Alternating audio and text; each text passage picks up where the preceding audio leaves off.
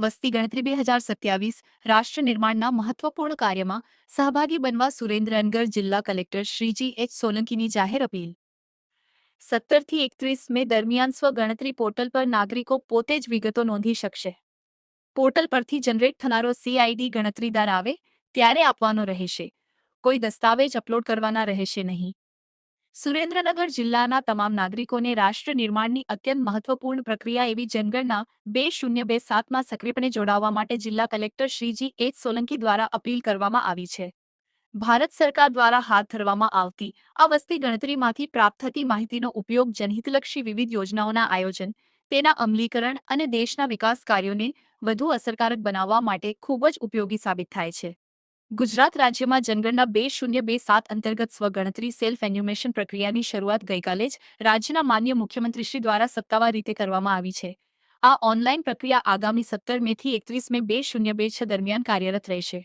આ સમયગાળા દરમિયાન દિવસના 24 કલાકમાં ગમે ત્યારે રાજ્યના કોઈપણ ખૂણેથી નાગરિકો ભારત સરકારના સત્તાવાર પોર્ટલ census.gov.in પર જઈને ખૂબ જ સરળતાથી પોતાની અને પોતાના પરિવારની સ્વગણતરી કરી શકશે. આ ડિજિટલ પ્રક્રિયા અંગે વધુ વિગતો આપતા કલેક્ટરશ્રીએ જણાવ્યું હતું કે નાગરિકો મોબાઈલ અથવા કમ્પ્યુટરના માધ્યમથી ઘરે બેઠા જ માત્ર થોડી મિનિટોમાં પોતાના વર્તમાન રહેઠાણ અને પરિવારની વિગતો ઓનલાઈન નોંધી શકે છે. સૌથી મહત્વની બાબત એ છે કે આ પ્રક્રિયા દરમિયાન નાગરિકોએ કોઈ પણ પ્રકારના દસ્તાવેજો ડોક્યુમેન્ટ્સ અપલોડ કરવાના રહેતા નથી. ઓનલાઈન સ્વગણતરી પૂર્ણ થયા બાદ સિસ્ટમ દ્વારા એક વિશિષ્ટ SEID જનરેટ થશે, જેનો મેસેજ નાગરિકના રજિસ્ટર્ડ મોબાઈલ નંબર પર મોકલવામાં આવશે. આ SEID નાગરિકોએ સાચવી રાખવાનો રહેશે અને જ્યારે વસ્તી ગણતરીના સત્તાવાર ગણતરીદાર તેમના ઘરે રૂબરૂ મુલાકાતે આવે ત્યારે તેમને આ ID દર્શાવવાનો રહેશે. કલેક્ટરશ્રીએ ઉમેર્યું હતું કે મેં પોતે પણ મારી સ્વગણતરી જાતે જ ઓનલાઈન પૂર્ણ કરી છે અને આ પ્રક્રિયા અત્યંત સરળ છે.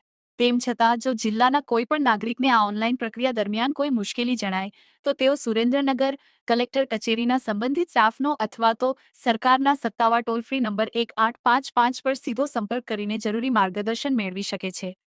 રાષ્ટ્રહિતની આ સર્વોચ્ચ અને મહત્વપૂર્ણ પ્રક્રિયામાં દરેક પરિવાર અચૂક સહભાગી બને અને વસ્તી ગણતરીમાં પોતાની સાચી તથા સચોટ માહિતી આપીને દેશના વિકાસ અને વિકસિત ભારતના નિર્માણમાં પોતાનું અમૂલ્ય યોગદાન આપે તેવી કલેક્ટરશ્રી દ્વારા વિનંતી કરવામાં આવી છે.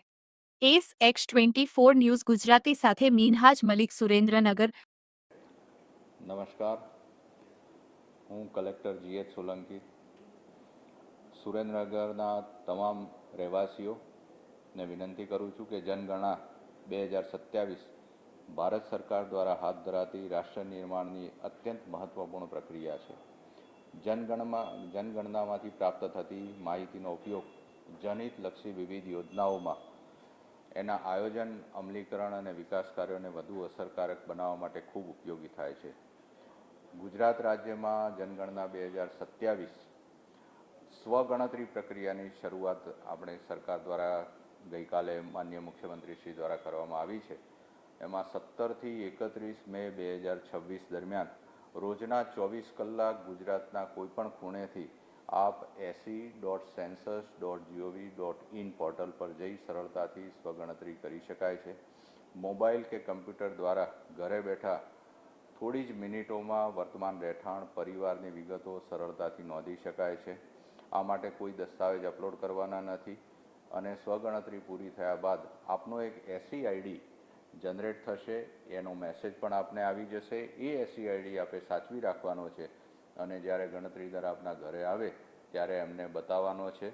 મેં પણ સ્વગણતરી કરી છે, જાતે કરી છે. ખૂબ સરળ પ્રક્રિયા છે અને તેમ છતાં આપને કોઈ પણ મુશ્કેલી અનુભવાય તો કલેક્ટર ઓફિસમાં અમારા સંબંધિત સ્ટાફ તેમજ ટોલ ફ્રી નંબર 1855 ઉપર આપ સંપર્ક કરી શકો છો. આપ સૌને વિનંતી છે કે રાષ્ટ્રહિતની આ મહત્વપૂર્ણ પ્રક્રિયામાં સહભાગી બની સાચી માહિતી દ્વારા વિકસિત ભારતના નિર્માણમાં આપનું અમૂલ્ય યોગદાન આપવા વિનંતી કરું છું. જય ભારત, જય હિન્દ, જય જય ગરવી.